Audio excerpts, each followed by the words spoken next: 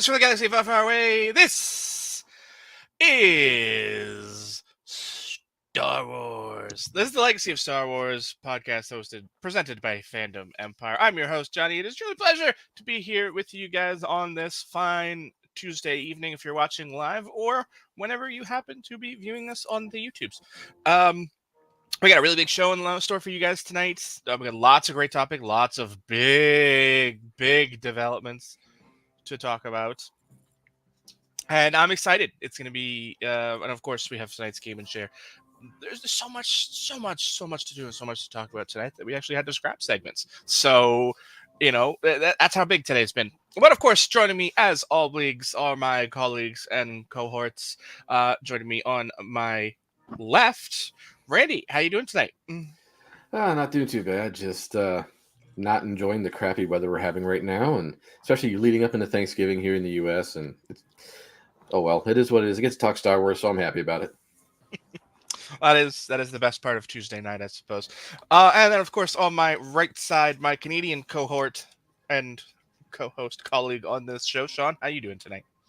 I was doing fine until the guys in the chat were, or not in the chat, but in the green room, were poking fun at Canadian Thanksgiving. That's right. You mean the real one? Yeah, it was before you got there. They're like, Tommy's like, Thanksgiving in November, Sean. And the fucking guy wouldn't go away. We kicked him out of the green room 3 times. He kept coming back.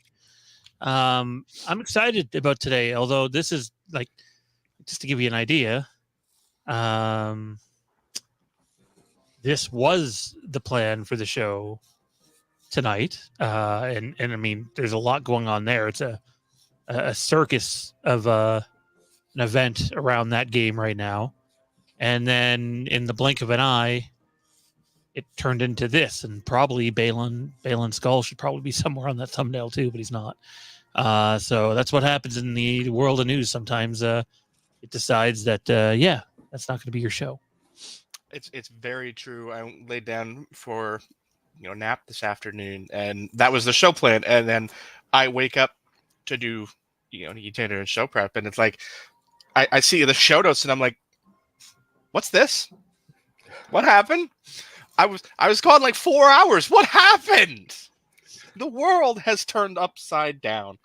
No, I'm excited. It's going to be a really, really great show. And of course, we got a lot to talk about. So let's get on with sort of our usual things. Of course, if you're enjoying, please do not forget to head just below us a field here and click that thumbs up button if you haven't already done it. Click the subscribe button if you haven't already done that. And of course, click that notification bell as well so that you can be notified every time Fandom Empire posts a new piece of content. Be that tonight in Haddonfield, still committing to memory.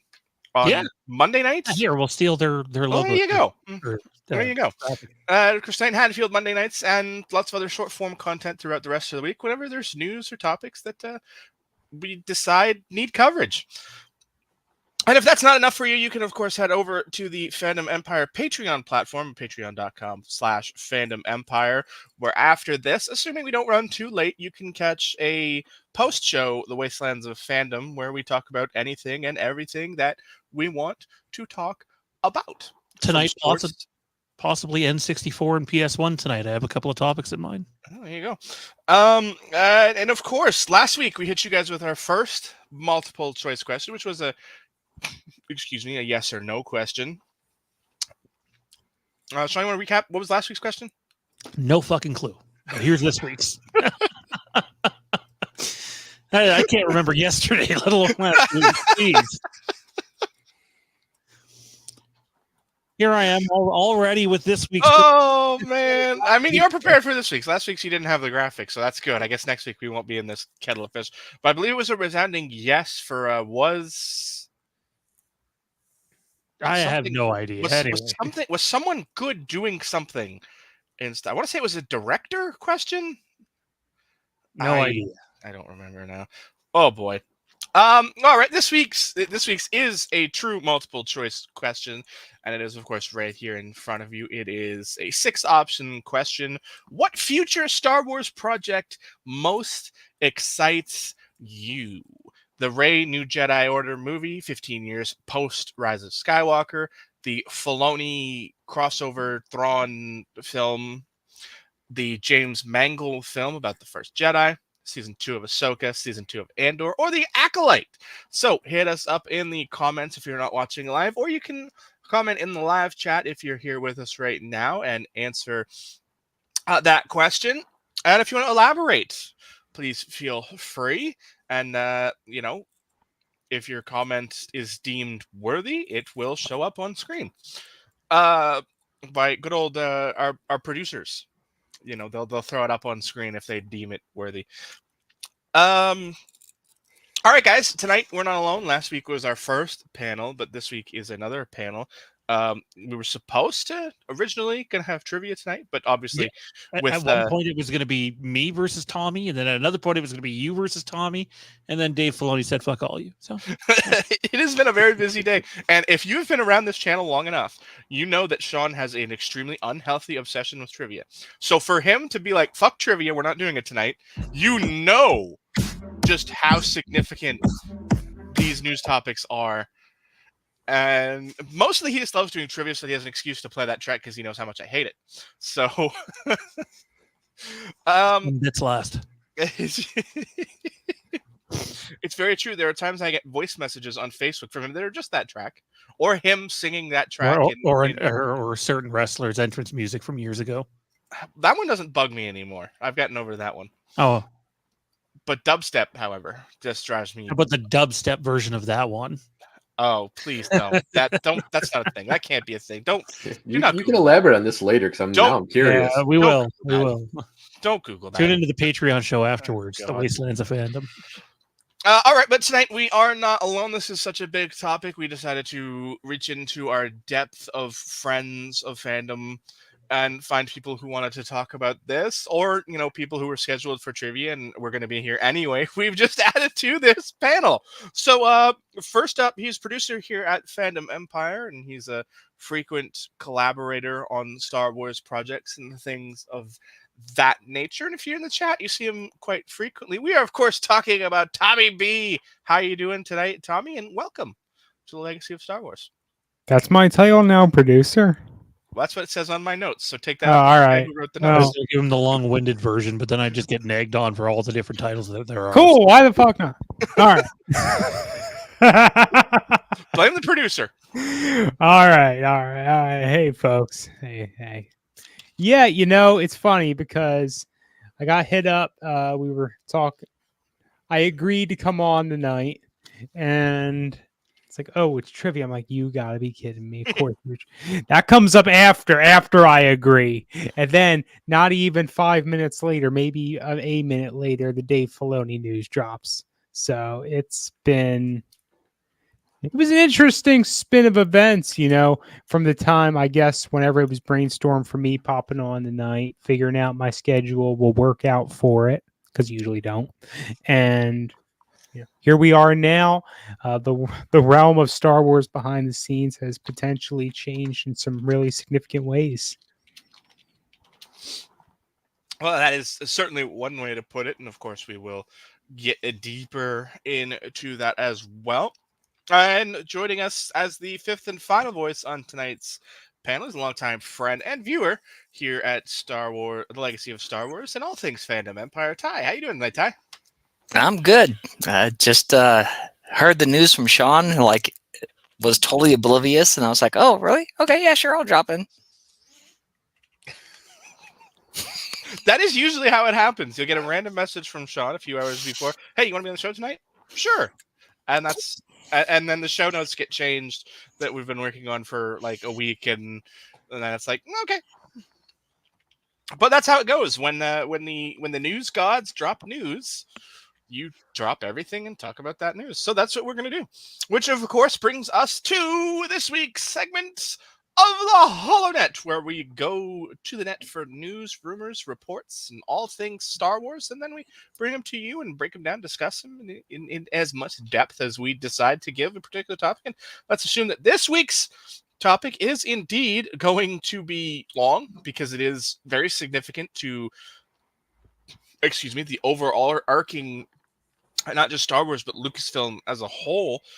And we of course have the big topic to talk about, and that is the promotion for Dave Filoni to Chief Creative Officer, I believe is the official title, at Lucasfilm. So I'm gonna open the floor and I'm gonna say, who wants to go first? I'll go first. There we go.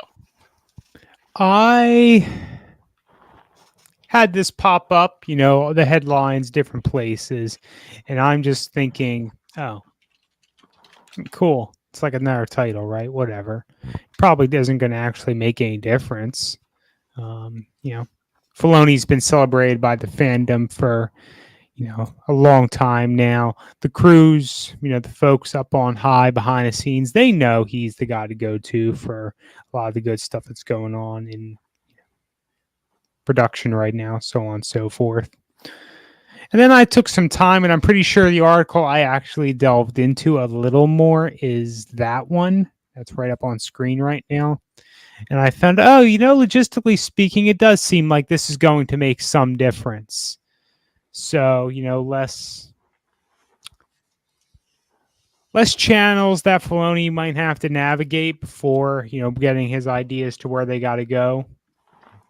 It's not quite at the point where Filoni is necessarily waving a finger, gets whatever he wants. By extension, oftentimes whatever we want. But it's an improvement, and totally subjective. I feel that more moves in this direction are very positive moves that make me feel in a little more positive way. There's been some stuff recently in the rumor mill that has not been so great for Star Wars, and for the longest time that was the norm. And we've had some ups and downs over the past few years to begin with. Something like this could be a game changer, but I think it's too early to say. I think we're going to have to see how, the whole game plays out, the whole board looks. Is this going to be something that's just in name only, or is it going to actually implement the changes that we would like it to see? And that's where I'll stop for now. Ty, what about you? What was your initial reaction to it? You said Sean broke this news to you, so what was your immediate reaction? My immediate reaction was just like, okay, because I mean, the thing that I got was an email that basically said he's still under Kathleen Kennedy, which tells me that there's still the hierarchy, and so the people who are still in charge are in charge. I haven't looked at an article that gives any more description or goes deeper into it or anything like that. So, I mean, I like Dave Filoni. I like the work that he's done. So, giving him more responsibilities sounds good to me. And then hopefully he can bring people underneath his wing to figure things out. I mean, who knows? We kind of already have like a release of things that potentially could come out. As long as we don't keep on getting the cancellations, then it just, let's just see where it goes. I guess I'm just not about the hype as of yet. That's fair. It is still early in this. We don't know quite how all the chips are going to settle on the table, but it's exciting. Sean, how about you? Initial thoughts, reactions?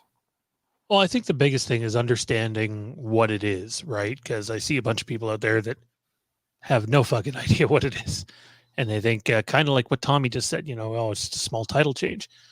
It's not. It's a significant step up. Is he Kathleen Kennedy? No. Is he one of the Kevin Feige roles? Yes. Kevin Feige was hired on to this same role at Marvel, believe it or not, in 2019. 2019, he became the CCO over at Marvel Studios.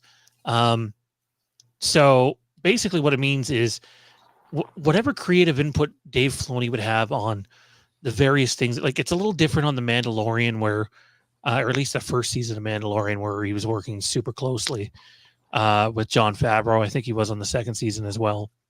Wasn't really involved in the third season, so he might have touched on some of the creatives for the third season way late in the game.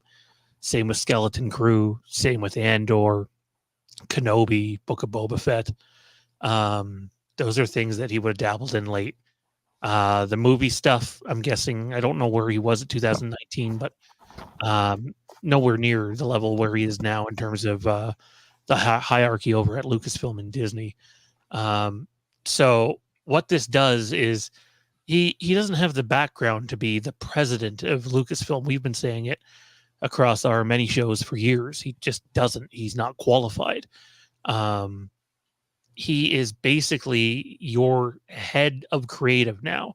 He's in a very similar role. He might be titled different as to, if you're a wrestling fan, Triple H in WWE. It's not so much about his projects in terms of this being, a good news, depending on where you stand on Dave Filoni. It's about all of the projects. It's about you. Okay, so Dave Filoni might not have the power to greenlight the project, but he's going to get every single project that comes into that company that's in the proposing stages, the pitch stages, the pre-production stages. He's going to have the ability to be like, yeah, this works, or no, this doesn't work. And one of the reasons is, in my opinion, some of the new Star Wars hasn't exactly felt like Star Wars at times. And there's been some shortcutting that's been happening, and you're always going to have divisiveness and stuff. This isn't going to change any of that. But if your project doesn't pass the Dave Filoni sniff test, if he thinks this is not Star Wars, this is not something George Lucas ever would have done, and he doesn't think it can be successful, your project is probably not going to move forward. I personally think this move should have been done years ago. So I'm happy. I'm just a little worried if it's too little too late. There's always, of course, that possibility. Randy, what about you? What were your initial reactions and thoughts when you heard this news?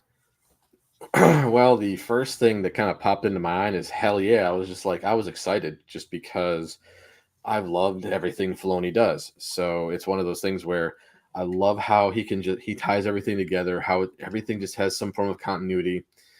And I think that's kind of what we're going to get. Obviously, we got to kind of see what comes his way first. And clearly, he's going to obviously have his hands on some of the stuff that's already in post-production and whatnot. But I'm really curious to see now, with him in this position, what, other than, Ahsoka season 2 or his movie, Mandalorian, all that stuff, I'm curious to see what comes. The first thing is put on his plate beyond his own projects, and just, how quickly, he can kind of get it into shape to where it could be greenlit or may not be. I'm just really curious to see, given what we know of Filoni's love of Star Wars and how much passion he has for it, which is always a plus being in a position like this. I'll be curious to see what type of movies we get moving forward, and TV shows, because obviously it's not going to be just one or the other. It's going to be both. And I'm excited for the future. I really can't wait to see what happens. Obviously, I got to be optimistically cautious on this because, we haven't exactly had the best track record lately, especially when it comes to getting movies out there, getting movies actually worked on. Obviously, we're just focusing on the TV shows right now, and which is fine. There's nothing wrong with that. I think Ahsoka proved that you can deliver big cinematic and moments on the little screen with no problems. It's just, now let's see what happens with the other stuff coming down the pipeline, like The Acolyte and Skeleton Crew and things like that. Yeah, that there's still, like I said, we still need to see sort of where the chips fall on this whole thing. I guess before we keep going to what you think this means, we've sort of touched it a little, but we'll get more into it. But is there anyone who feels like this is either too little, too late, or not enough change? I mean, we could go back and forth about, oh, well, he should have complete control, say, do whatever he wants. But we've already touched on that in the past and just during this show. He doesn't have the background to be the boss of everyone, to be the president, Lucas, to be big boss, yada, yada. This should have happened a long time ago. I will also agree with that. Filoni has consistently produced the results. You don't become a celebrated icon of the fan base by sowing more division. We could make some debate about that with Ahsoka being season 5 of Rebels and such, but you know, the overwhelming majority of folks will rally behind Filoni produces content. Filoni produces the best lore. I mean, I think that's an important distinction, is Filoni's knowledge of the lore. I mean, there's been very few times where someone has been able to pull the old, actually, as far as Dave Filoni's knowledge of lore. I know of one instance where that occurred in production of the Clone Wars. I think it was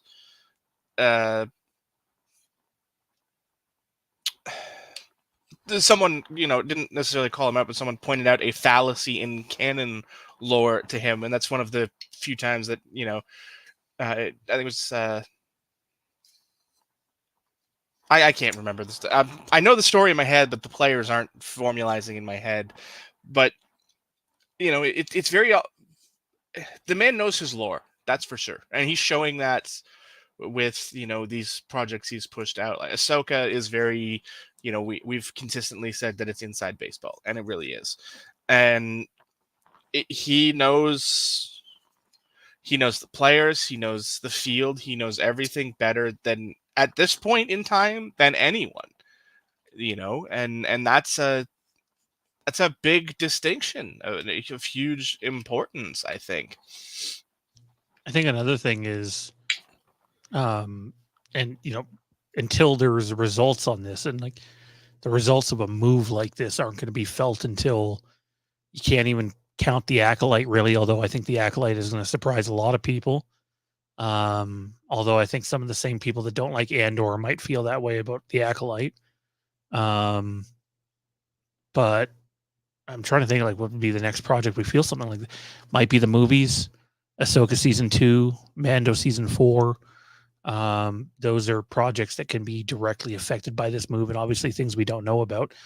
But I think one of the most common complaints when you look at the sequel trilogy, I don't really want to say Mandalorian, but just Disney era Star Wars up until recently, is a lot of people feel that it's surface level stuff. It's, typically geared towards the general moviegoer or TV watcher. There's not a lot of, as Johnny just put it, inside baseball Star Wars stuff, unless you're a huge Star Wars nerd and you go looking for it in the novels and stuff, which is a ton of great lore and stories there. And Filoni has a lot of respect for that, and that's why we see some of that stuff coming to life now. I just think even on the projects that aren't as inside baseball, you will see more lore added into those shows, even if it's in brief moments, to make everything just feel a little deeper and a little more connected. I would say to this point, they've not done a good job of that at all in the Disney era. And Ahsoka was the biggest change in that direction, in my opinion. That and Andor, like if you really sit through Andor and give it a chance, there's so much lore that comes up in that show. So if Filoni is basically moving into a showrunner for the whole cinematic and television universe, it's basically like what you mentioned with Feige. It makes sense that the tie-ins will all be there, and yes, I think all the fandom, anybody who is a a viewer of all things Star Wars has seen this coming. All the tie-ins, everything that's going on with the High Republic, everything that's going on, even stemming back to Solo, when they had Darth Maul come in, and it brings us back to, okay, here's the a nod towards the prequels and to the regular trilogy or the original trilogy, and then so everything I think is going to start to tie in, and we'll see more of it between the TV shows, the movies, and everything. So yeah, it makes sense, and we've all seen it coming. Filoni's the person to go to because of all the lore and how he's filled in for or taken over Lucas's vision, per se. So yeah, man, it makes sense, and glad to have someone there that is an overarching visionary to push everything to tie in. I think the fact that he's just, even today, Johnny, I'll let you get to this question in a second. Even like today, he's still so connected to George Lucas, right? Like George is, maybe George isn't going out of his way to get in his ear, but it's very clear, and Dave's made it very clear that, yeah, they have a really close relationship, and he talks to him closely about what he's working on and gets ideas from him and gets his take on his own ideas. And I think a lot of the fan base feels very connected to that. But the reason why he can't be Kevin Feige is Kevin Feige has worn all those different hats. And I see Johnny was, okay, hang on. Johnny was replying to Ty in the chat. That's so weird. Okay. But anyway, Dave Filoni doesn't have a background in, who do I hire to write this movie if I'm not doing it? Who am I hiring to be, the lead producer on the film outside of Kathleen Kennedy? Who am I hiring to be the cinematographer? He knows a little bit, but he doesn't have a background in a lot of that. Who am I hiring to direct the thing? And that's why they still have Carrie Beck there. Carrie Beck is going to handle a lot of the approaching the talent that they want or that are interested in.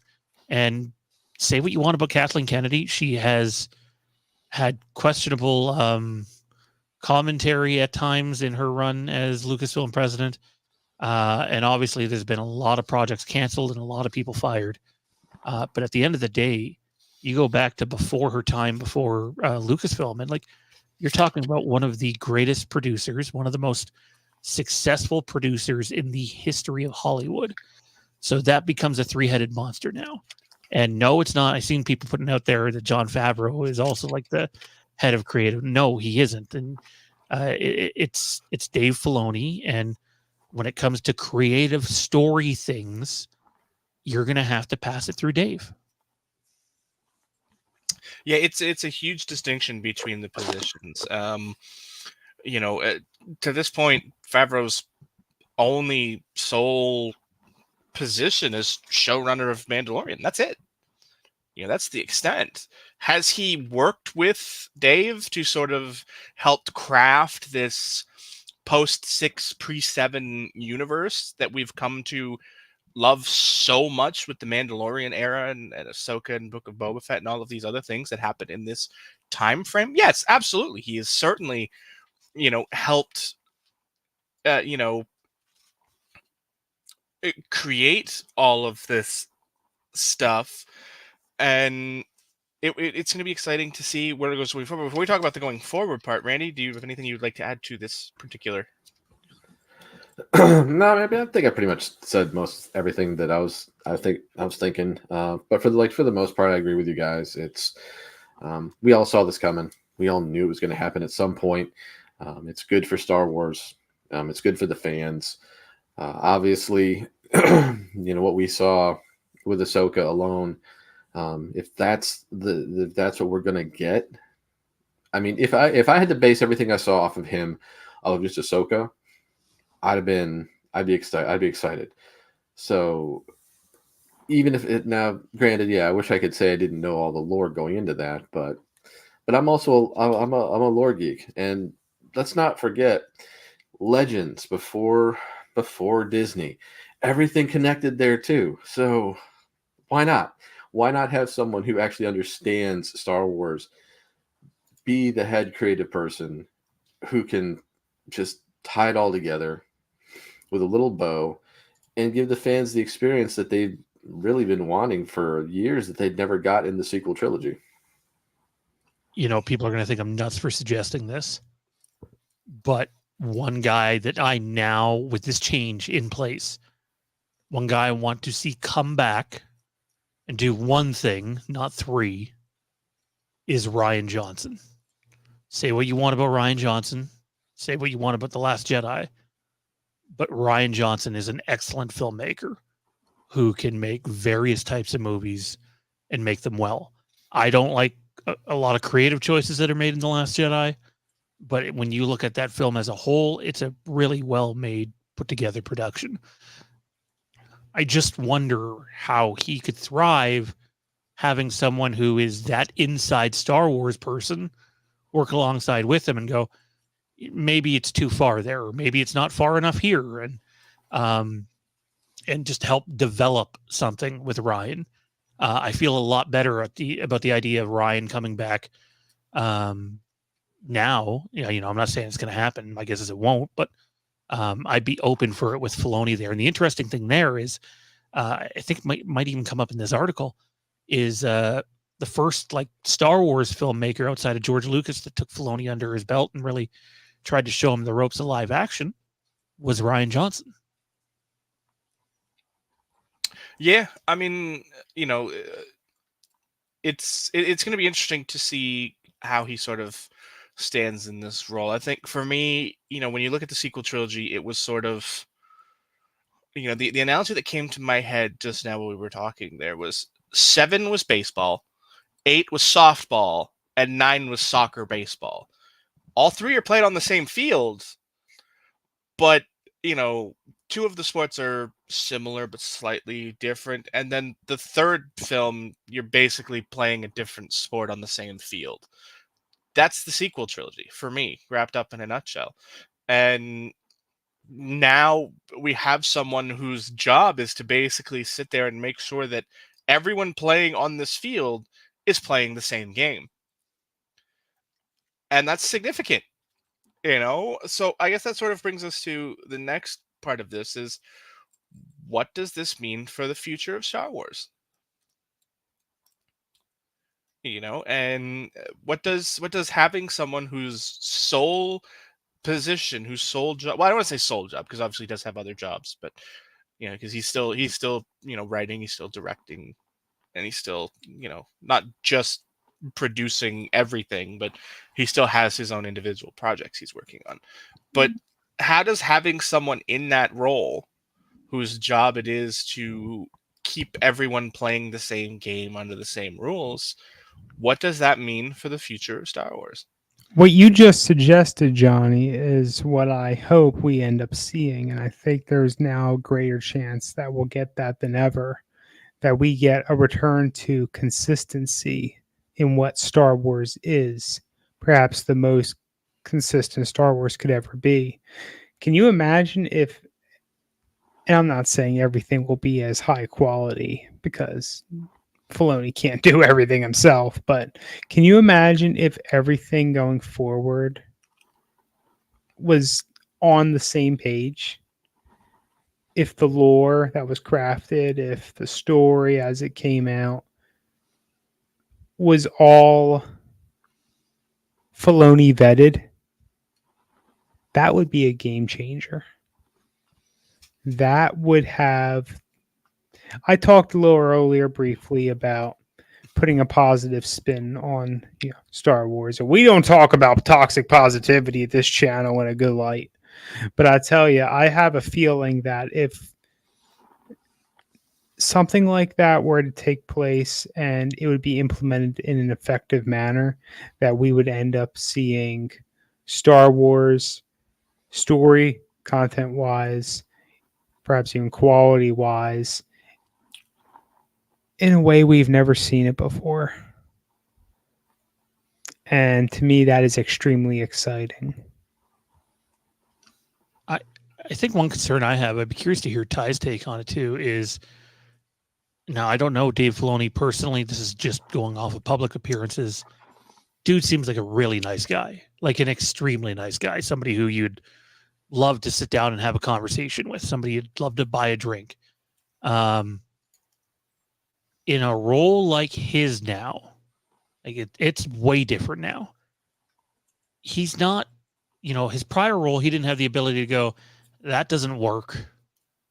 We shouldn't go forward to this. It says in the Vanity Fair article, he says it as much. He didn't come into the parts of production until much later on. Now he's in the type of role where if something's not working, he needs to be able to speak up and say to this other person, yeah, this doesn't work, or be able to look at Kathleen Kennedy and go, this doesn't work. We shouldn't go forward with this. And I just question if he has, if he's cut for that or not.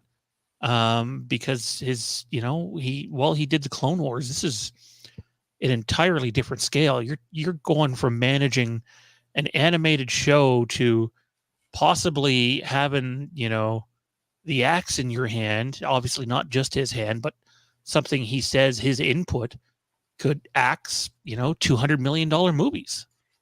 I don't know if you necessarily get to the seat he's in, Sean, without having been made over time to display the. I think I get where he was going there, but I've completely lost him. Did everybody else? Yeah, he was frozen in place, as Tommy tends to do at least once during every appearance he has on the channel. Well, as he's frozen, since you mentioned, with anyone in Filoni's position, should be able to be, when something comes in, they should be able to be like, okay, I would love to do your idea. Let's make sure the idea works. I mean, so somebody could be telling them, hey, we need to bring the Yuzhan Vong back into it. And Filoni should be able to be like, okay, wait a minute. We've kind of nixed that already. It would be great to bring him in. How do we do it? Let's figure out how this works. And if we can figure out a good way, then let's do it. The best idea should always win. And when I say the best, it has to work. It has to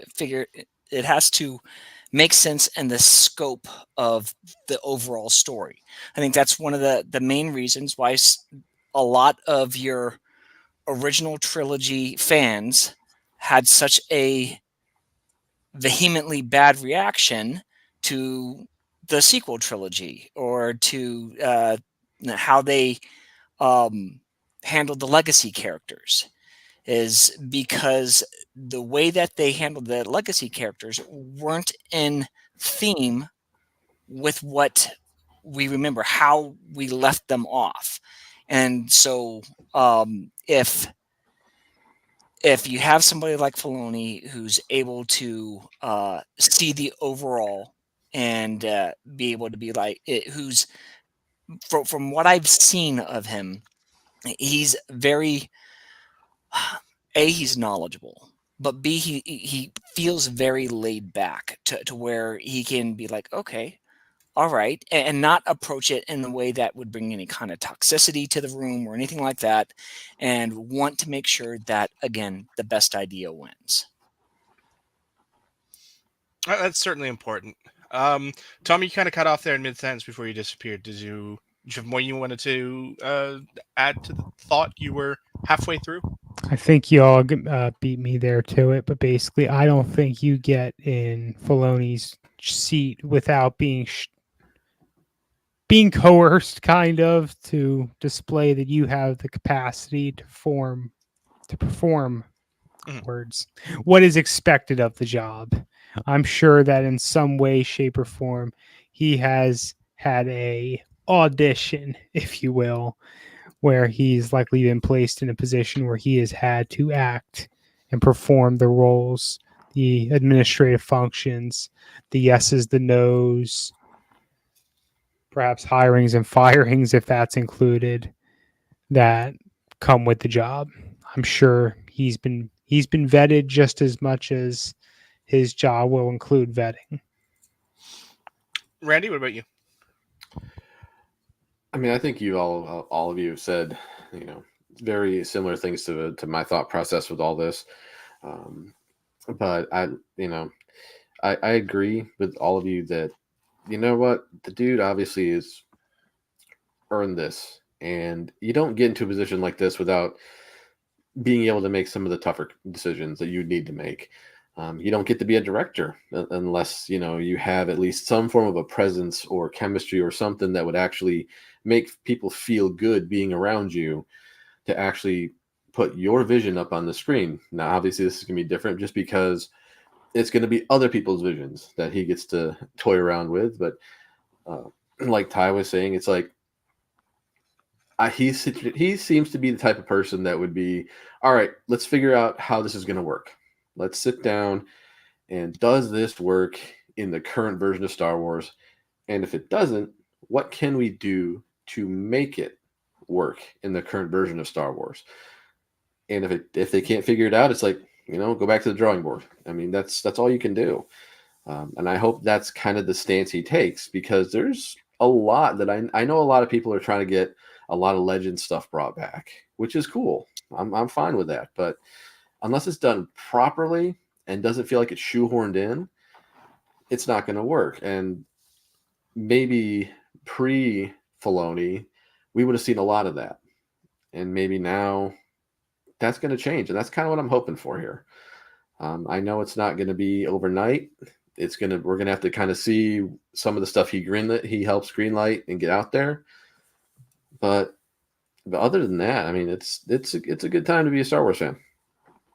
That's certainly not an incorrect statement. It is exciting, not just with this news, but with everything else. The universe actually looks to be on solid ground for the first time, I dare say, in a very long time. Sean, what about you? Anything you want to add on this topic? I just, I'm excited for the change. These are changes again that I don't think we're gonna feel the effect of for some time. And then often in positions like this, it's what gets hot, and then when one thing gets hot, everybody else wants to do something similar to it. I will say this: from what I've heard about the Acolyte, again, trailing slightly off here, but I just want to give this as an example. The Acolyte, some people are just really not going to like it. And then there's going to be a lot of other people that are over the moon. You want inside baseball Star Wars when it comes to the Force stuff. The Acolyte is your show. It just is. It's Game of Thrones meets Star Wars, similar to Andor. And if that ends up catching fire, then you're going to have a bunch of their projects that probably, not all of them, they won't all feel this way. But when something gets hot, they like to use it, and they like to use it a lot. Like the Volume, for example. So watch The Acolyte, watch Skeleton Crew, see if any of that stuff gets hot. But I think the thing that I'm still waiting for is Star Wars Return to Cinema. We talked about it last week with the IPC guys, Zach and Ben. 2019. By the time we get one, it'll have been almost 7 years since we had one. Probably about 7 years since we had one in theaters. Until, we hear that cameras are rolling, I'll always be skeptical about them returning to theaters. It's just really hard to go from big screen to small screen back to big screen. And I'm hoping Dave Filoni's creativity and leadership and just his Lucas-like psyche helps lead whatever Star Wars looks like in cinema in a few years back into a positive place. Yeah, I mean, it's exciting to see, where this is going, how it's all headed. I guess one last one for me on this particular topic, and is, we've sort of glanced over it a little bit, but, if we eliminate projects that are currently in development that are in, the post-production stage, things that are, in the phase where adding Dave to this sort of position he's in doesn't really affect him. So obviously the Acolyte is not at all involved in this, because they're done. As far as I know, they're in full post-production and final editing, and that's it. They're, hands off outside of the production suites. So what does this mean for projects in development greenlit prior to today that are still in not necessarily their earlier phases, but still in a position where adding Dave might have an effect? How does this, how does this affect those projects? Obviously, I'm talking like things like Skeleton Crew and, the films we have in production. We've talked a lot about them and all of these other things. I'm not going to include the Mandalorian in that because obviously he's already been a part of that, at least far enough that, we know him and Favreau have been frequent, collaborators. And obviously, Dave's efforts in that collaboration have sort of taken more hands-off approaches as he's added other things to his plate, like Ahsoka and now this role.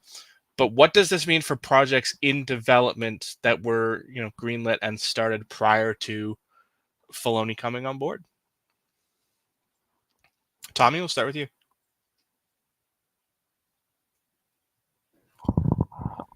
I tend to be critical of seeing Star Wars in cinema in the near future because of the track record we've seen. Unless there's something that's come out or that's been the rumor mill that I'm not aware of. I would expect films to be getting what I am going to, from here onward, call the Filoni vetting treatment. I'm going to, for now, look at that and hope that will be a favorable process. If there's something that needs to change, I expect that it will come under good scrutiny. But of course, I've never worked with Filoni, so I can't say what it's like to work with him. We can only speculate on that. Obviously, what you already talked about, anything that's done, it's done. I would not expect him to delve into that if his role even allows for that. Other projects. I would hope other projects are being created like in a manner that allow them to snap together in a nicer, neater manner with other newer projects of canon, such as the live action series. I would hope they're being made to form something that's much more coherent, and I think that's kind of what we've all been floating around to throughout this last not quite hour. With Filoni in this position, chances are now more than ever we're going to get a Star Wars canon, a series of ongoing projects that are going to fit more coherently together, more so than we've ever had before. We could at least dream. And with that, I absolutely think that anything coming out going forward, whether it's film, whether it's live action series, whether it's another animated series, is going to be discussed with what are going to be the story, the lore ramifications. How is this incorporating this? Is this proper usage? Should this be tweaked? Then again, I may just be putting out wishful thinking, right? I mean, that's sort of all we can do to a little point. Ty, what about you? How do you think that a change of this nature affects projects that are, past the greenlit phase, but before the, post-production phase, where a change in studio can affect those projects? How do you think this plays out for them? I think there's a potential that he'll put his fingers in the paint and figure out, okay, how does this go along with the overall story arc? But basically, we're just retreading the same thing, kind of like beating a dead horse. He's going to. He's the guy now, so and if he works at the whole universe like a showrunner, then I mean, to me, that means just positive news all the way around for the overall story arc of everything. So that's it. Randy, Sean, either of you guys, do you think we've pretty much said all we need to say on this, or do you have things you want to add to this. I just say look at it like a sports team. Very similar. He's in charge now to some extent, and when you have changeover, almost at any workplace, obviously you need a reason at a lot of workplaces to release someone. But some projects will get altered, some will get canceled, some won't get greenlit that might have been greenlit before he had that position. I'm happy. Let's hope positive comes forward. So I was thinking about it, and I agree that Filoni's going to go and look over scripts and things like that. There could be, you never know, he could have for some rewrites with some of the ones that we know are greenlit. But it dawned on me, and I know we kind of talked about one potential film that we talked about last week, is Taika Waititi's. With the fact that he doesn't even have the script done yet. Can you imagine him and Filoni collaborating on trying to getting the lore of Filoni mixed in with just whatever Taika Waititi wants to bring to Star Wars? That's kind of exciting to think about as long as they go through with it. So, I mean, there's for future projects that even haven't been fully greenlit yet, I'm excited to just kind of see the vetted process and kind of how things end up working out. Especially now, like I was saying, with Waititi's potential film, him and Filoni working together should be something really special. I'm thinking. I'm guessing. I'm predicting. I'm not promising anything here. That would certainly be a very interesting tandem for me. I think for me, the overarching thing I want to see happen from this is something that we had in the universe pre-Disney. I can't remember the name of it, but those of you who read the books more, Sean, specifically you, what was the group that you had to run stories past in the EU? There was a group. Story group. The story group? So, we had the story group prior to Disney, and I think we're basically just going to sort of see that recreated for Star Wars as a whole with Dave at the head of that pyramid.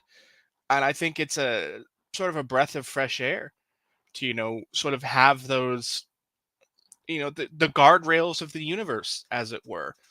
Like you can step up to the guardrails and look over and watch the view and look at the view and see things from a different perspective.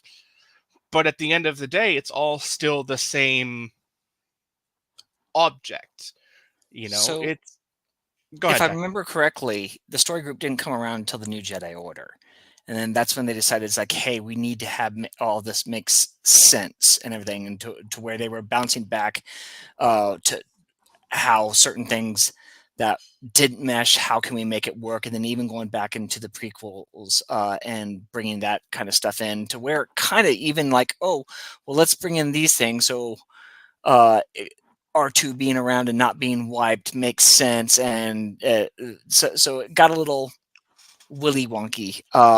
But that's one of the things that Disney promised upon their purchase too, is that, hey, from here on out, we have we're going in one direction and everything will mesh up. And even if they are meshing up, they're not taking it into account to what came before. And I don't mean by like the Legends or expanded universe. I'm talking about the original trilogy and the prequel trilogy, and how those defining arcs of those 6 movies moved forward, and what they didn't. I could beat that dead horse all day. Anyway, so in the same factor to what they did with the EU or Legends is that they had this time period of what we're putting out this material, and it wasn't really cohesive.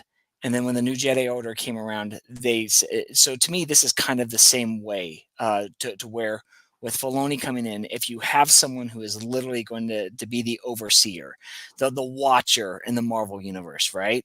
To be like, okay, we really do. We want to make sure that everything coincides. That's it. You guys we've already mentioned this is a positive force if it's done right, and who better to put it in the hands of than Filoni? Ty brought it up, so I do want to mention it while we're here.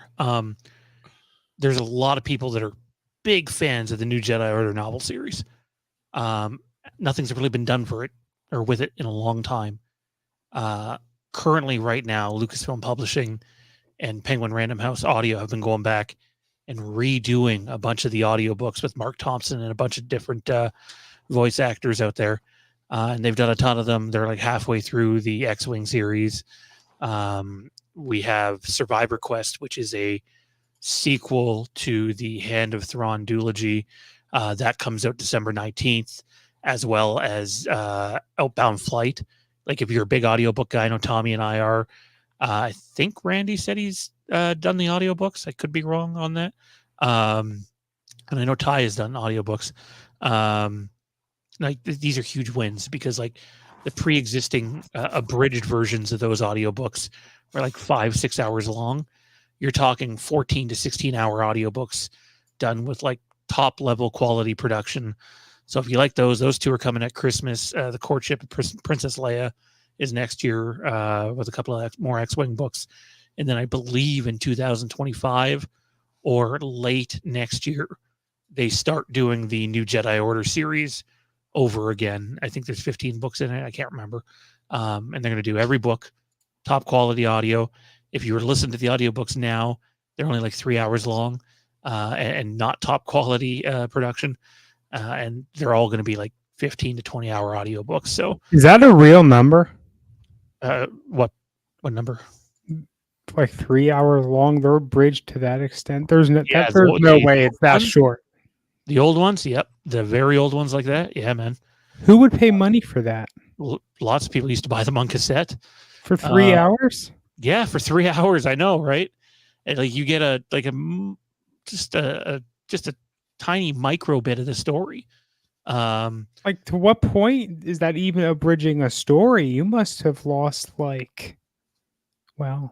that guy that can't believe they watched black and white TVs back in the day either, but it was the only option back then. dude, like can you even understand the story at that point? No, they're really cut down. They're condensed. So I'm God. looking at Vector Prime right now for audiobook. 3 hours. yeah, no, you can't do that Ew. in 3 hours. Guarantee you they got the part about the Jedi getting eaten. What the hell? Completely It's cut out called- of that. Clearly, Tommy never used Cliff Notes as a youngin. We had Spark Notes in my day. We did not use Cliff Notes. We had Spark Notes. Thank you. Okay. Anyway, if you're a new Jedi Order fan, like, hey, it's going to take a bit for them to get all the books out, but they're redoing them. I think that's really fucking cool and long overdue. I mean, I think we're at the point now where we're sort of going back over and redoing points we've already made. Congrats, Dave Filoni. And let's hope it works, because if it doesn't, it's time to sell. So I guess as we wrap this up, I'll open the floor to this last one. Does anyone have anything to add that hasn't already been covered, that hasn't already been said? So we're not sort of walking back over ourselves and saying the same thing for the 100th time, which is sort of the point we're getting at over almost an hour into this conversation. So does anyone have any original... We were good on that last cycle, but... I do. Where the hell is Skeleton Crew?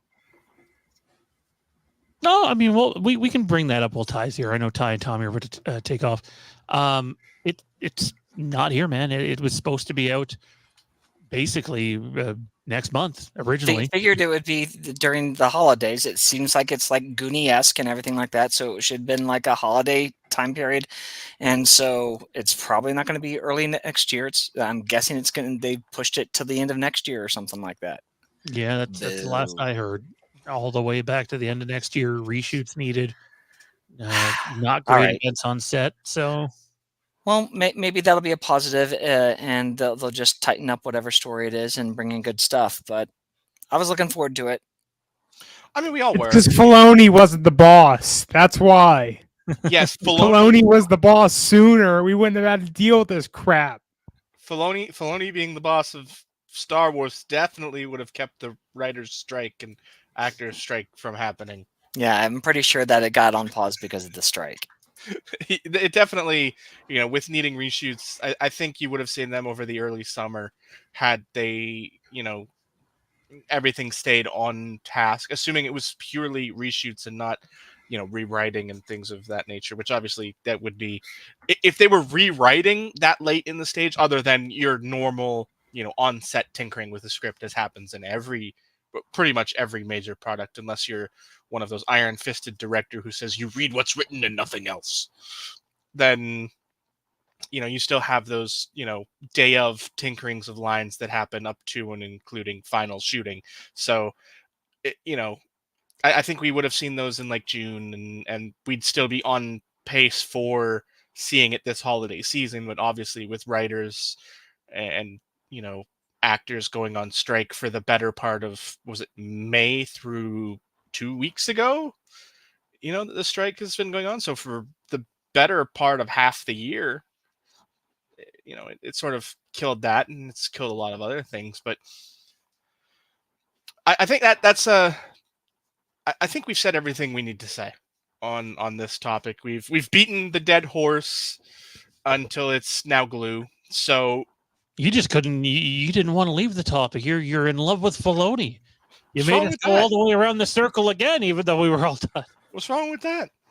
Yeah, I got Ty his skeleton crew question. That's right. That's right. So no stone left unturned, no square inch left unglued. So this dead horse is dead. So we're gonna move making on. it weird. Happy American Thanksgiving, y'all. You're right. This Celebrated turkey in is stuffed. November. This turkey is stuffed. So We're celebrating the indigenous people here, okay. Okay. So we will say thank you for joining us, Tommy. I'm sure we'll see you both in the future again, either for interesting, fun roundtable topics or for trivia related viewing pleasure. Oh no, man, this is it. Didn't you know? This is the last time. Until Sean reaches out to you in the afternoon one day of the show and says, "You busy tonight?" and you show up. Of course, he may just throw you off the panel like he just did. Who knows? He has that All right. power. Thanks for having me, guys. It easy, has fellas. been a pleasure. All right. Start calling Johnny Filoni with the way he didn't want to get off that topic. Right there. Jeez. So, some days, I think we hit our quota, man. It's time to go. is it my screen that? Okay, there we go. My screen was like frozen in place, and then we're still here. So, all right, we did that. We're done. We'll move on to our next topic, which is the KOTOR remake. We've talked about it in depth. News literally dropped as we were talking. So, Oh, okay then. yeah, Really? yeah. So Yeah, you might have seen me on working the this? keyboard there. Yeah. Damn. So, and the official word, well, I guess not the official word. I'm just gonna pull it up, and I'll explain the fucking circus show around this game. Obviously, if we want to do the Patreon show, we need to sort of, get our ass in gear here with the rest of the show. But where are we here?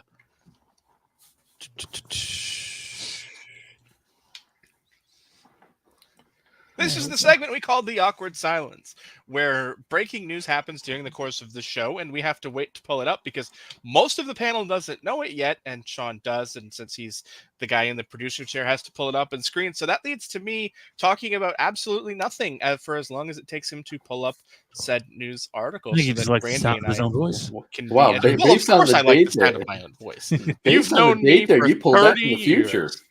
You've known me for 30 yeah. years. You know damn well I like the sound of my own voice. This is how recent this is. This article was supposed to go out tomorrow, and it's going out now. Basically, what has happened is this.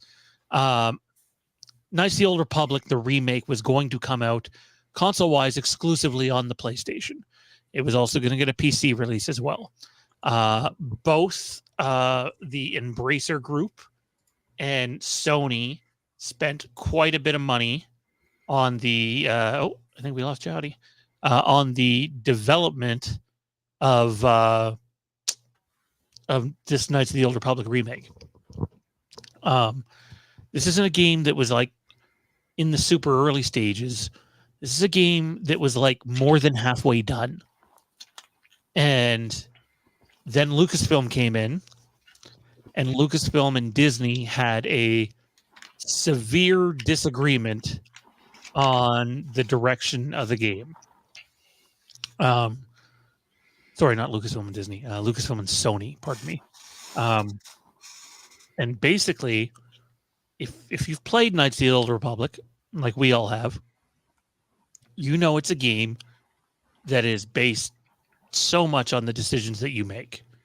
You know, they really play into the outcome of events.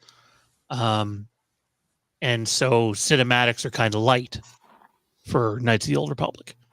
Well, the remake was going in a very similar direction.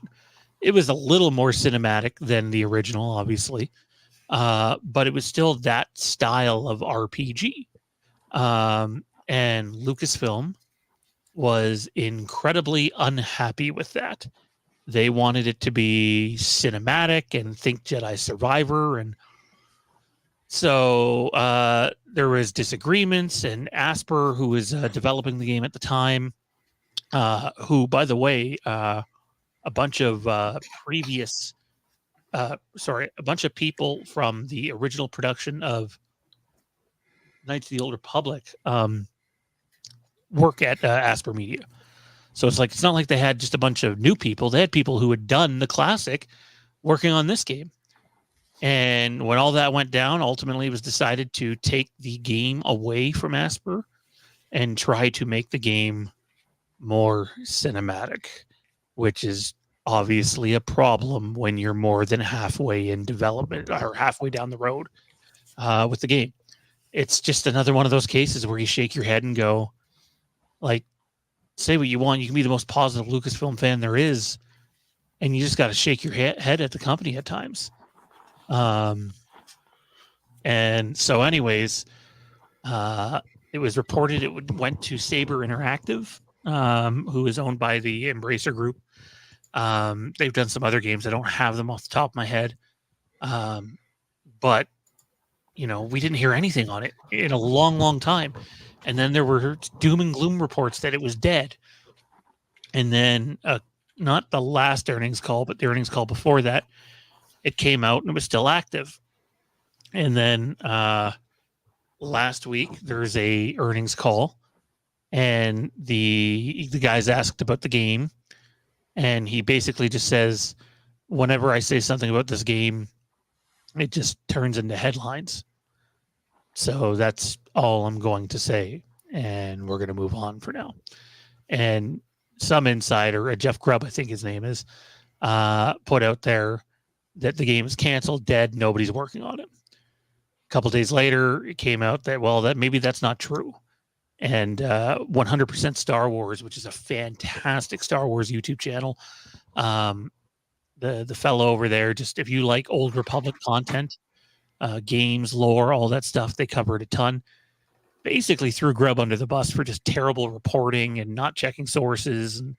And yeah, and now it has come out today from, where are we here?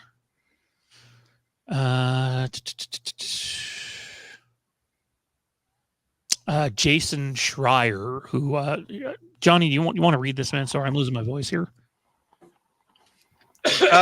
Jason Schreier to reset era to respond to the comments made by Grubb and to share what he's heard in relation to the KOTOR remake. Schreier shared that he's spoken with two sources at Saber Interactive. The studio was said to be working on the project, taking it over from Asper. Those sources claimed that they were still working on the eagerly anticipated project. Is it alive, and will it ever come out? Are two very different questions. A third is, if it ever does come out, what does it look like? That said, I've talked to two people at Saber who both say they're currently working on it, so I don't believe the comment that it isn't being worked on in any way right now is true.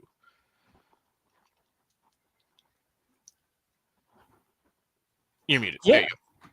Yeah. So the game, for, you know, in terms of what I've seen out there, you know, Beth's been covering it today. I've been really following 100% Star Wars and their coverage on it as well. I think the game is still in development, but you do I believe Sony wants out? I do believe that part of the report.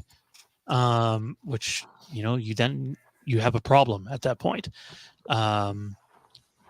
It's just how you let a project get halfway through development and then go, you know what?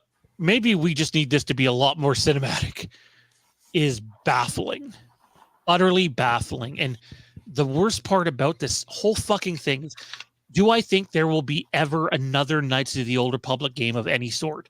My answer is yes.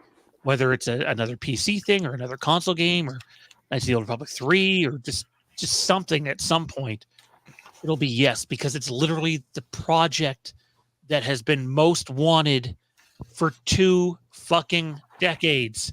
2 decades, people. Yeah, you don't have a lot of room for microtransactions, but I'm sure you can come up with some stuff. Yeah, you're not really, doing online. Although, at this point, the next Knights of the Old Republic game could be an online console MMORPG type thing. I just know you literally have your golden ticket from fucking Willy Wonka there. And all you got to do is cash it in. People are waiting. And for 20 years, whether it be the Lucas regime or the Disney regime, they have let an asset just continuously die. And it's just pathetic. Like, I'm at that point. I'm sorry. Like, I want the game to come out. If it comes out, I'm buying it. I will give it a shot. But I'm done believing that it's absolutely going to come out. I do like the fact that someone seemed to do some due diligence and we at least know the game's still being worked on. But the fact we haven't heard anything in an official capacity in over a year, haven't seen anything in over a year, I would say if we're talking like this a year from now and haven't seen any pictures or clips or official status updates other than it being listed as in development still on the earnings report, I don't know if we'll ever see it. I just don't. I want to. But at this point, it's like, I'll believe it when I see it. I mean, I don't know what to say about this project. It's snake bitten. Switching studios halfway through is a recipe for disaster. No matter how you slice that cake. Just from a coding perspective, it is a recipe for disaster because you're suddenly going from one team's code to another team's code. The likelihood of those coding styles meshing perfectly is about zero. Because each and every company has their own coding styles. So you are definitely, that's going to be chaotic. It's going to be, they're going to lose progress before they can make progress.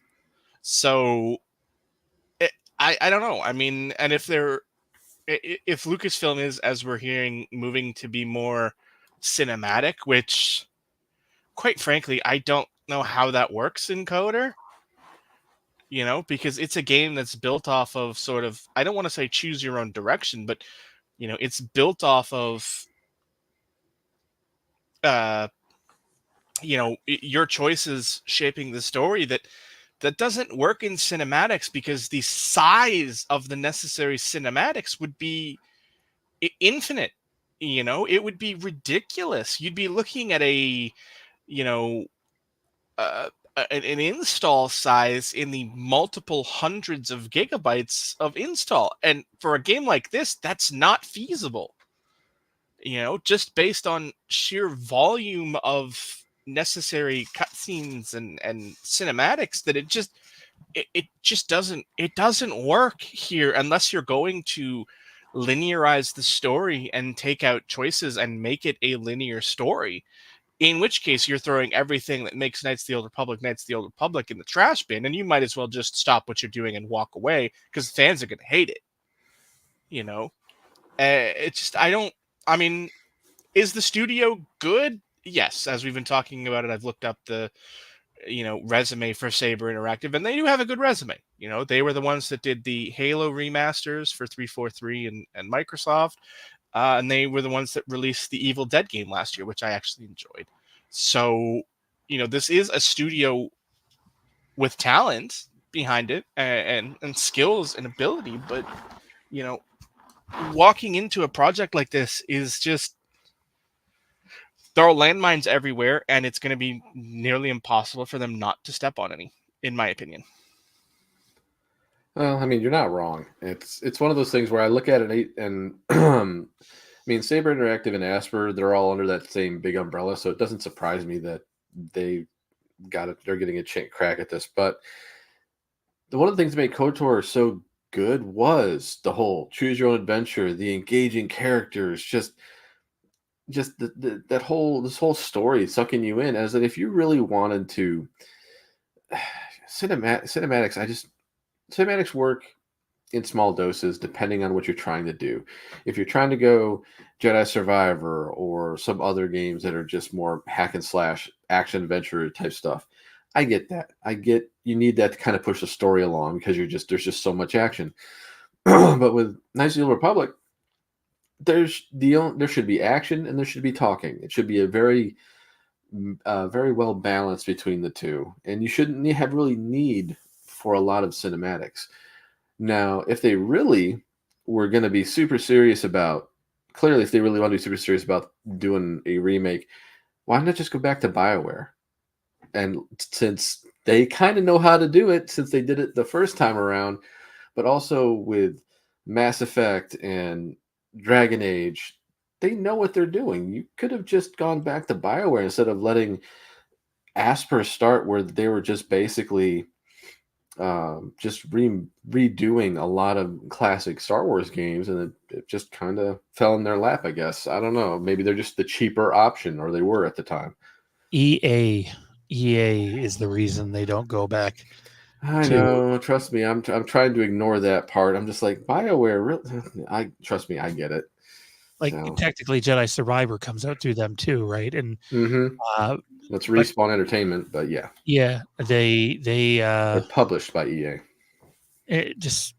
Like they've had 10 years of just EA, and EA squandered it. I mean, technically, so did Lucasfilm.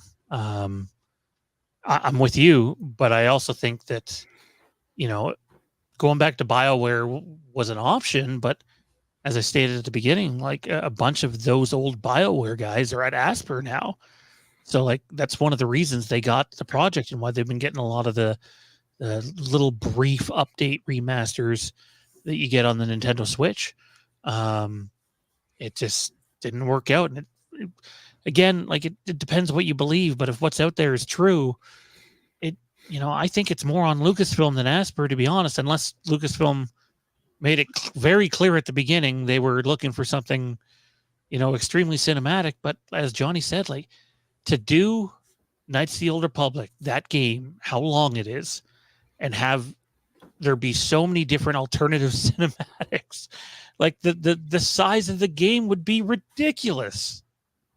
Like there's nothing out there that exists that size right now.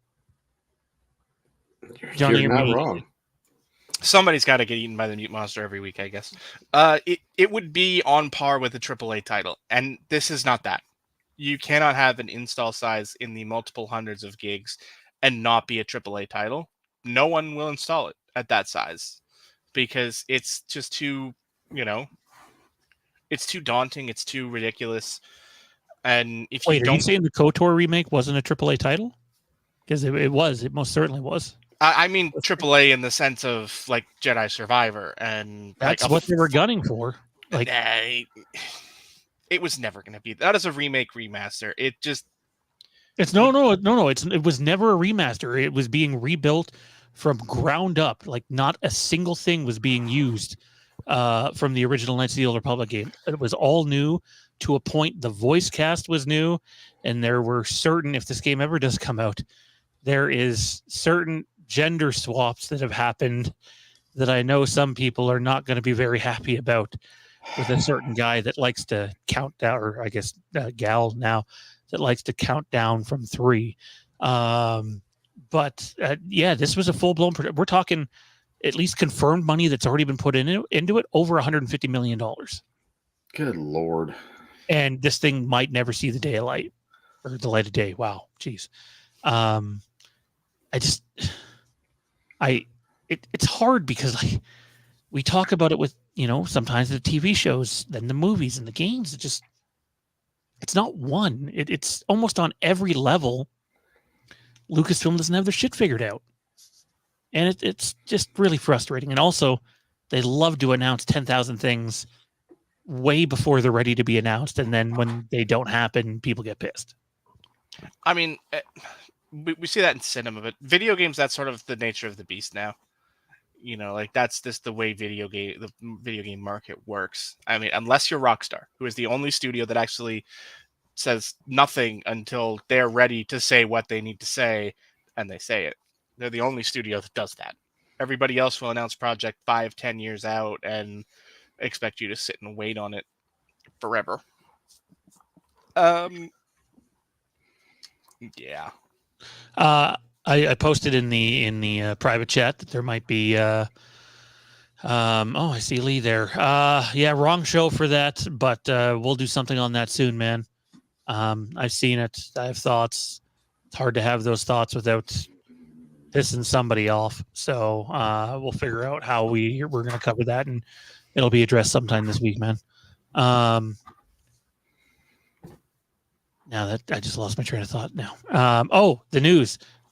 So Daisy Ridley came out tonight and said that she has not seen a script for her movie yet. It's believed a draft was just submitted by I can't remember the fella's name, but he did Peaky Blinders. But she said she knows the story, the outline. She obviously needed something in order to sign on to the project. And she described it as, she didn't hype it up as being like the best thing ever or anything like that. The word that she used was it's very unexpected. So I think people will be pleased by that. So take what you will from that. People are running with it as a headline for the night. I thought it'd be a little more than that, judging by how everybody was acting over it the last half an hour or so on social media. Yeah, I mean, it should be unexpected. You shouldn't be coming back with anything that looks like the sequel trilogy. So, and I also firmly believe the events that are happening in the Ahsoka series and Filoni movie are going to have an impact on the Rey movie, despite the Rey movie coming first. I mean, that'd be kind of neat. I mean, I would love for them to foreshadow and like really kind of give you a nice setup for what's to come for many, many years. And I'm all for it. I'd be happy with that. And I don't blame her for not like being so too excited about, the outline she's seen, the treatment, whatever she's seen so far for her story. Just because if there's no script, or at least it's not finished, there's really nothing for her to really go by anyway. I mean, so it was just a smart decision on her part to just be like, it's something basically essentially something different, which we need different. We do need different. We need to have, and we're getting different. So that's all that matters. We're hopefully they're done with the cookie cutter movies of trying to do every 6 months or to a year. And they're going to take their time with this stuff because that's what we really need. That's what we need right now. Take their time. Take your time. Do it right. Don't fuck it up. I'll tease this for Wastelands of Fandom too. I do want to talk a lot about N64 and PS1 over there. But if you're listening to this show now, and the numbers haven't been bad tonight, check out. I'm going to bring up on that show what all of us what do we want to see in the Rey movie? What, considering there's a lot of the major players are off the board at this point. How does that movie work for you? What should it be like if it's New Jedi Order? What does the Jedi Order look like? Only 15 years removed from the end of the Rise of Skywalker. So we'll talk about that for a few minutes, anyways, on the post show. So if you want to check that out, head on over to patreon.com/fandom empire. Every tier has access. Check that out.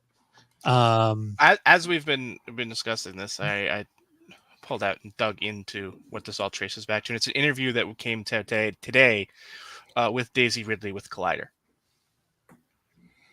Oh, okay. That is Cool. that is where it comes from. So as we've done this, I've sort of been doing my Googling, and it was an interview with Steve. Someone named Weintraub? Steve. With Steve Weintraub that came out today. I'll give you sort of blow points. When she spoke to Steve in Park City, so at Sundance Film Festivals, this to sort of give you an idea of the timing of these projects.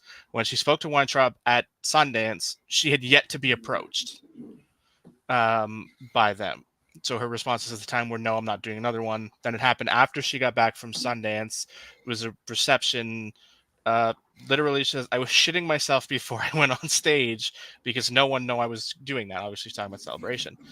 No one knew I was going to Celebration besides like Kathleen Kennedy, and there were a couple of people. I was so nervous. Oh my God, it was such a wonderful reception. I'm very excited. The story is really cool. I'm waiting to read a script because obviously I don't have any other updates. It's not what I expected, but I'm very excited. She then goes on to say, "I know the storyline for one film. That's not to say that that's all it is, but that's what I was told about. And I imagine it will be the next film. I think. I mean, again, I don't know post strikes and everything, how quickly everything will start up again. But yes, so far, I know the story of one film, and I think people will be very excited." That was Daisy Ridley speaking to Stephen Weintraub. So that's where all the hubbub comes from. Yeah, I mean, we'll get into to more of that in that specific film on the post show. So again, patreon.com/Phantom Empire. Check it out.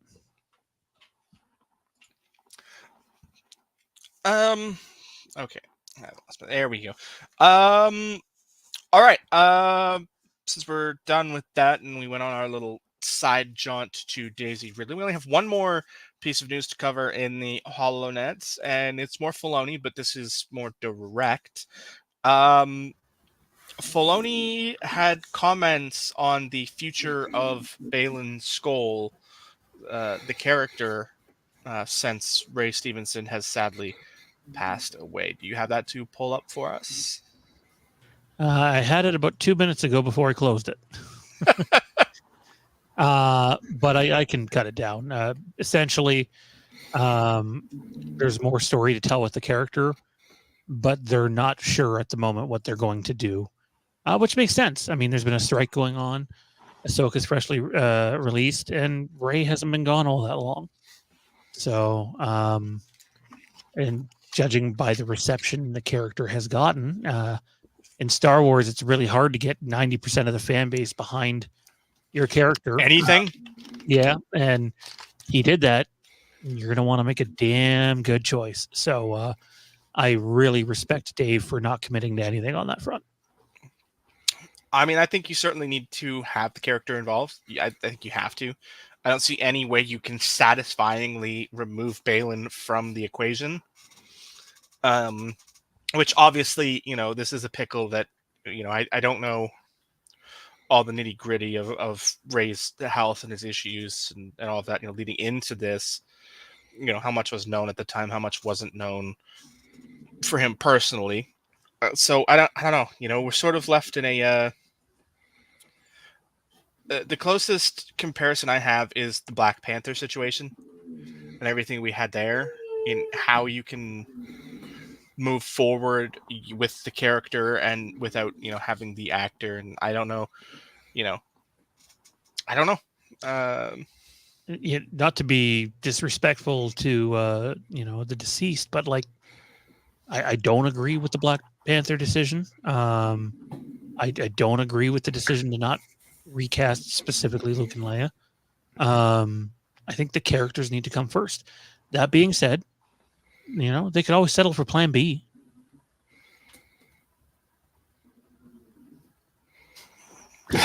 Oh, God.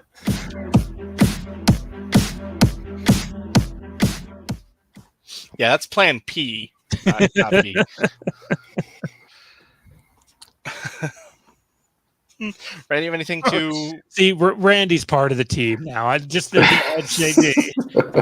Welcome to the team. And so I was like, wait a second, where's this going? Ah, shit.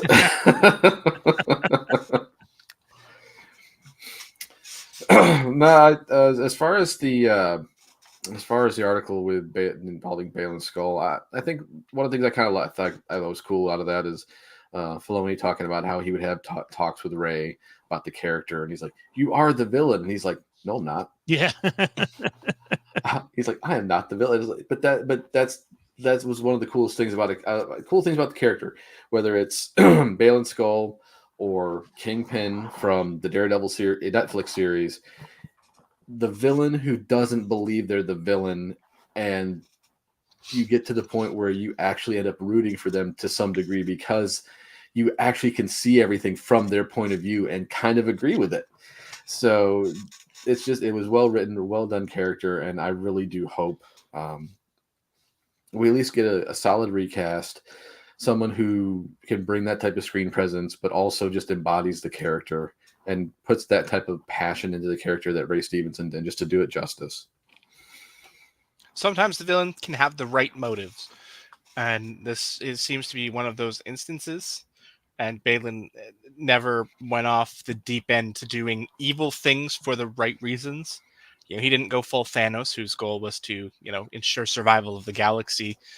Thanos went the route of destroying half the population instead of expanding the resources, which he could just as easily have done with the snap of the fingers. But I guess that's a better reason than in the comics, which was, I want a Lady Death.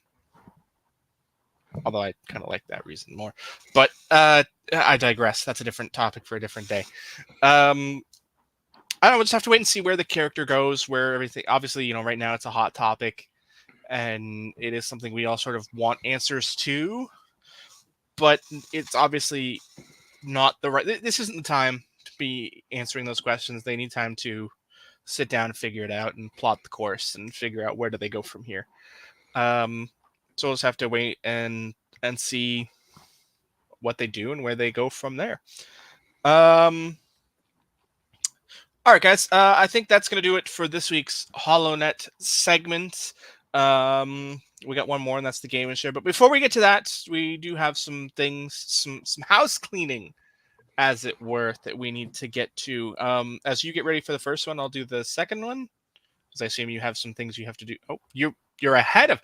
Okay, you're on the ball. I was going to do the second one while you got the first one ready, but I guess you have the first one ready. So, see if I can make the wheel bigger for you guys, though. As you do that, I will sit here and say, obviously, as you guys see this screen in front of you, it is the wheel usually used for trivia. But since we like the trivia wheel so much, we decided we'd use it for other elements. And as we sat down this afternoon and started plotting ahead for the first Legacy of Star Wars watch-along, or second viewing experience, I guess would technically be I like to call it the second screen experience. Watch us on one screen and the movie on the other screen. But whatever you want to call it, watch along, second screen experience, audio commentary, running discussion, watch party, whatever you want to call it. We are planning our first one of those for the month of December. And we couldn't quite come to a consensus on what we wanted to watch. So we decided, if the wheel can decide trivia, the wheel can decide what we watch. So here you have in front of us the trivia wheel, now repurposed as the film and, I guess, cartoon arc series, since it includes both. There's something else on there that I don't even want to look at. Yeah. Well, just you bastard. we each get a veto, right? All veto whatever that next one is. It's got to be picked. So the odds of it being that is slim to none. That being said, I think the veto would be more used for the one that's there for the lulz that isn't actually available. What's that? General population. Oh, there are ways. You know this. Well, there are, but we of course can't encourage those ways. No, but or admit having access to those ways, which you would need to in order to actually watch it. Or you could be like me and have a family VHS that was recorded Oh of God. said thing. The options are though. Since I don't have it in front of me, I'm going to read it as the wheel spins. A New Hope, the holiday special, the Clone Wars movie, Star Wars Rebels, the Siege of Lothal, Clone Wars, the Siege of Mandalore, The Rise of Skywalker, The Last Jedi, The Force Awakens, Revenge of the Sith, Attack of the Clones, The Phantom Menace, Return of the Jedi, and Empire Strikes Back. I'll say this. If it somehow miraculously ends up the holiday special, that might be an amusing stream to watch because there's going to be all sorts of shit talking going on.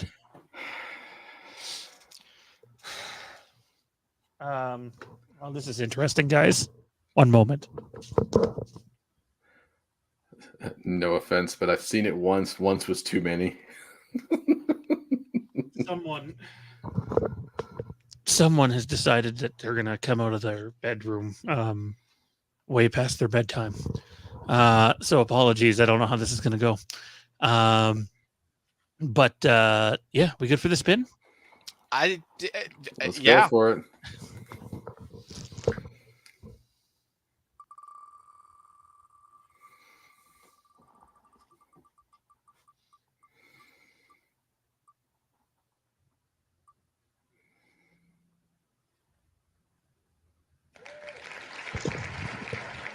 The Siege of Mandalore. I'm going to use my veto, and it's not because I don't like it. It's because I just watched it. So Fair enough. So this is where the general population says, then why'd you put it on the wheel? I mean, if we would have been stuck with it, then that would have been one thing. But you know, we're not, right, Bo? Right, Dad? All right. Can you guys hear me all right? Have I raised my voice as loud? Yes. Okay. Here we go.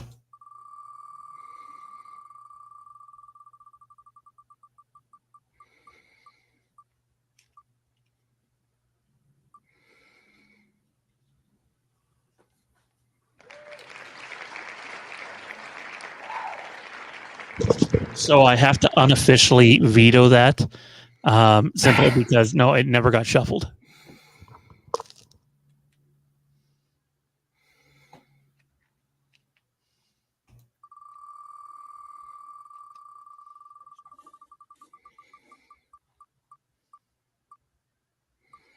Oh God! Someone read it.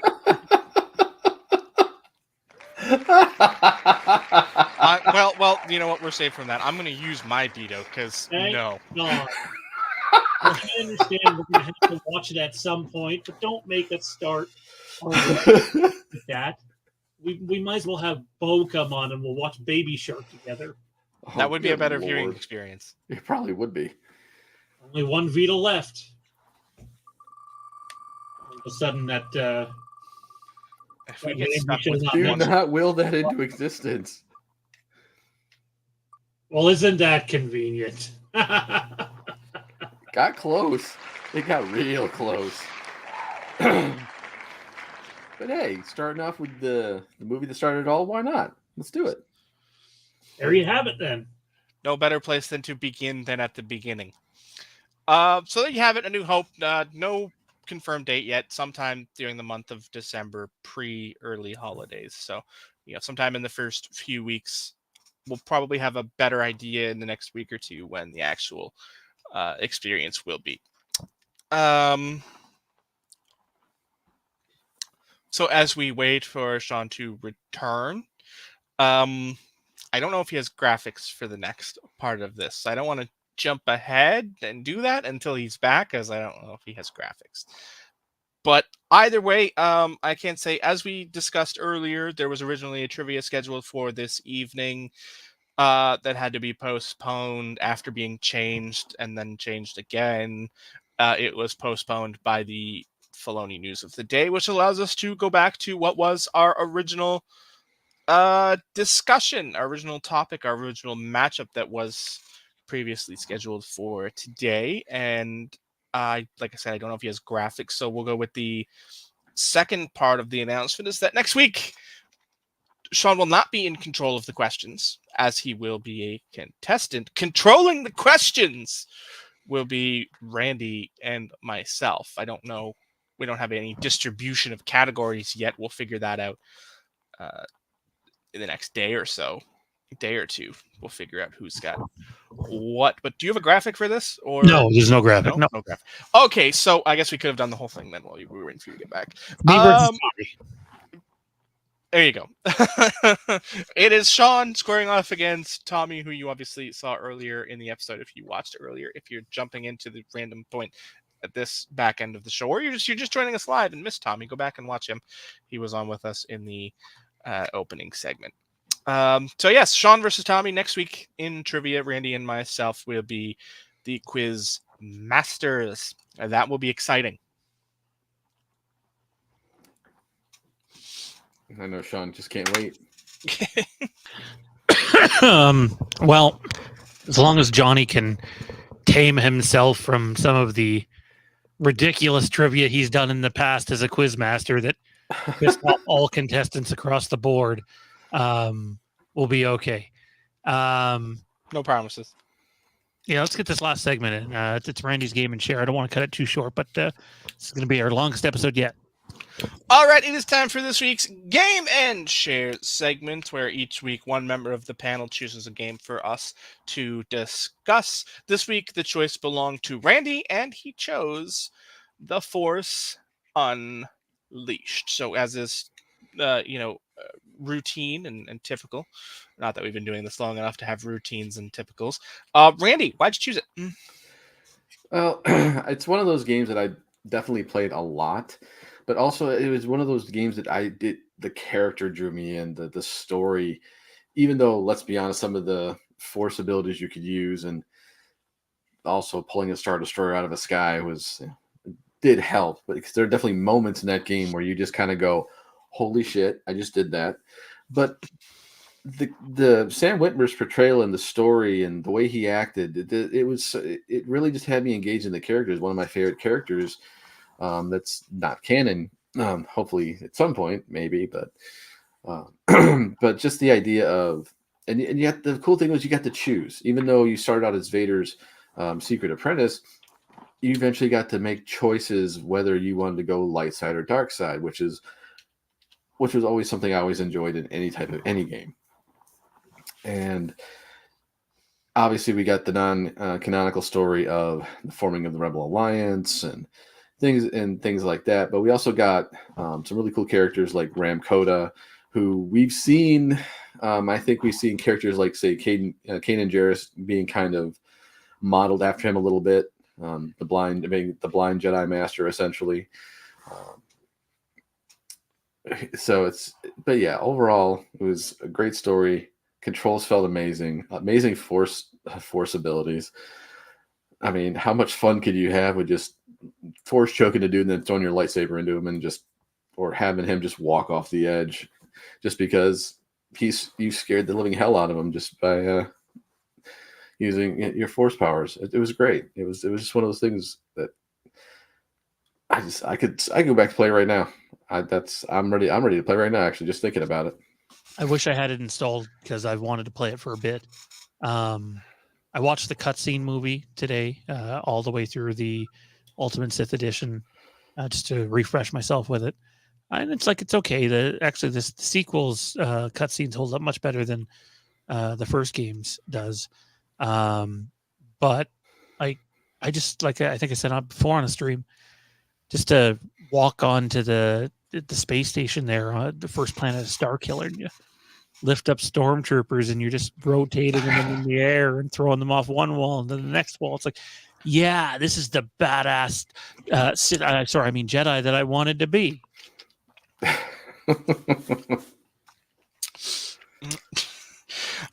This game is there's so much fun in this game, just starting with that opening sequence on Kashyyyk with Vader, all the way through the end. There's so much to do in this game. And it was the first time we truly sort of had that, unyielding power with the Force that we could, like Sean said, literally pick people up and spin them around for funsies and, throw them off the treetop platforms of Kashyyyk or into giant pits and just throw them into their friends. And, the things you could do were limitless. And it was, sort of the first experience we had of that level and depth of control over Force abilities, which I dare say has yet to be matched.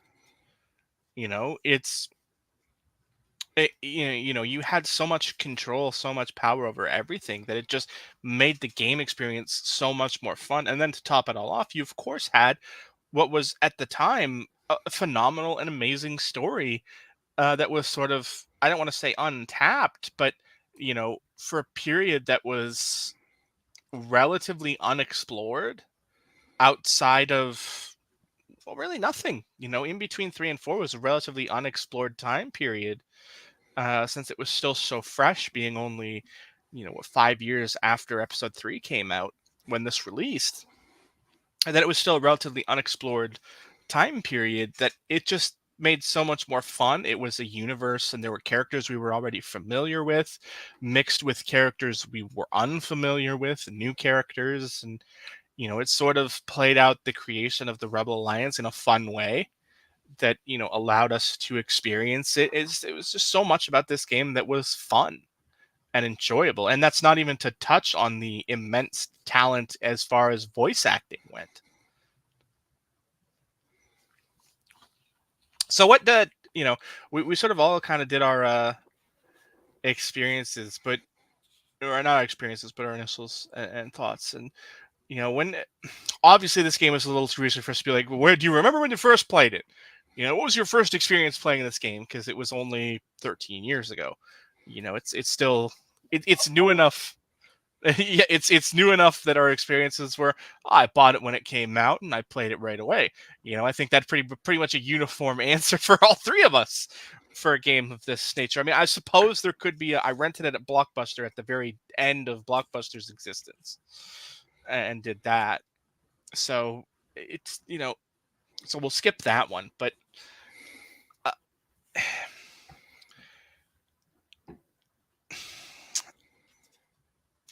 I'm having a hard time phrasing this next question, so we'll sort of work through it as we go. How did obviously we were all older at the time this game came out, so how different a gaming experience was this for you than the Star Wars we've been used to? By this point, obviously the height of Star Wars was Knights of the Old Republic, which came out a few years before this, but this was the first sort of action adventure-y gaming experience for Star Wars like that in this generation of games. How did that experience differ from what had come before it? Well, I think it's obvious that they did. They felt like they put a little more time into the story. A lot of the stuff we got prior to this, like if you go back to Star Wars Bounty Hunter or Starfighter or Jedi Starfighter, like they focused primarily on the prequels, which is fine, but like with Bounty Hunter, sure you had your 3D platforming and you had some unique things that were really cool to do, but with this, I felt like the controls were better. It was more responsive, but it's like the first time you got to be a Force user, because I mean, in all honesty, Starkiller wasn't really a Jedi, even though he was more of a dark side user. He wasn't, because he wasn't a Sith. So it was just that we finally got to have full control of the Force, and that was exciting, because I mean we've seen stuff like in KOTOR 2, and some of the other stuff they tried to put out that just wasn't living up to the hype. But with this, it was over the top, but in a good way. It made you feel powerful. It like you just felt like a badass when you ran around with Starkiller, just yeeting guys off of platforms and just taking down walkers and rancors with with ease. So we had never had a game like that where you just felt all powerful, unless you're one of those people. It's like, okay, where's my cheat code for invincibility? Oh, one hit kills. Yeah, gone are those days. And this just kind of replaced it with a killer story with just feeling overpowered for the first time ever. And I think that, to me, that was what the most exciting thing about this game was. Sean? Sorry. So even though there's a really cool, engaging story with this game, it's the gameplay. For me, Knights of the Old Republic and Knights of the Old Republic 2 and the Old Republic are still the three most immersive Star Wars experiences there are in video games. Some people might say Galaxies back in the day too. But in terms of gameplay and feeling, physically like you're a Jedi or you're a Sith, Jedi Academy has great lightsaber combat, probably the best. But in terms of the complete package, lightsaber combat with Force, using the Force, as I mentioned off the top, like, it's just there's nothing that touches those specific things. And for that reason, I think people still go back to play this game. Like, you want to feel like a badass, walk through those first few maps with just you get your own hallway scenes basically for the first two maps as Starkiller and Vader really in the prologue. Yeah. You sort of tapped into the next question I had, which is one of the few times we can do this. This is a newer game, so how many times have you come back to this game over the last 13 years? I guess you don't need a quantifiable number, but is it something you do frequently? Do you come back often, or is this sort of a, I did it, I finished it, I enjoyed it, I loved it, but Bless you. Oh, thank you. Oh, but it's not something you've really gone back for. Twice for me.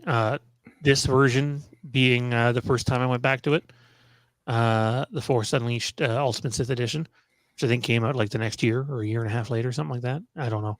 I didn't get it for about that amount of time after the first game. We'll say that. And then probably about 6 or 7 years ago, our old co-host and I, Mondo, we decided one night we were gonna get up and play through the game together on Scratch, and I think we did it over the course of a couple weekends. But yeah, it's been a while for me, but I have wanted to go back with it or to it. I just don't think I own it digitally, and I definitely don't have the physical copy anymore. Randy? Yeah, it's definitely been a few times for me between that and the second one. I've definitely played through them multiple times over the past. I'd say I think the last time I played it was probably like not even 5 years ago. Because once I got my Xbox One and found out I still had it in my library, I was like, "Oh, we're gonna play this." So yeah, it's definitely something fun to go back to. I think one of the reasons I like Jedi Fallen Order and Jedi Survivor as much as I do is because there's like elements there, like the lightsaber dueling and the gameplay and gameplay mechanic there. Kind of takes me back to it a little bit, which is why another reason why I want to go back to play it again, both of them. Also, I think this next time I do play through it, it's time to go the dark side route because I always went light side with everything. So it's like I want to get that completionist thing going because I'm like that when games now because I'm a trophy whore. So yeah, I mean, it's probably the same for me a few times. Obviously the original game. And then, like Sean said, the Ultimate Sith Edition when it came out a few years later. For me, I guess the most recent time was probably about the same as Randy, about 5 years ago or so. Maybe a bit longer than that. It's in my Steam library. I got it. We've talked about it before in that humble bundle of Star Wars that came out. Probably about 10 years ago at this point or so. Maybe a little less than that. But it was in that humble bundle of Star Wars they did in May about 10 years ago or so. And I got it then, and I played it through since then. It's fun, it's enjoyable, I love it. We've talked about all the good things about it. We've talked, there's really much negatives, but is there anything either of you want to add? No? No, I think I'm good. All right. Well, that's going to do it for this week's Game and Share on Star Wars The Force Unleashed. For next week's selection, Sean, the floor is yours. Don't make us want to kill you. No, I don't think anybody's gonna want to kill me over it. I honestly want to go back and revisit a Star Wars game that I think for most people, anyways, they really enjoyed it, and dare I say, still hold the newer versions of this game, if you will, up to the bar that this game set, and most think it still don't meet it, and that is 2005's Star Wars Battlefront 2. I don't want to talk about the multiplayer, which I kicked Johnny's butt in for years. Nope. He just misremembers it. Nope. But there's solo modes in that game, but also modes, specifically Galactic Conquest. We need to talk about that and the huge missed opportunities that Star Wars has just squandered since then.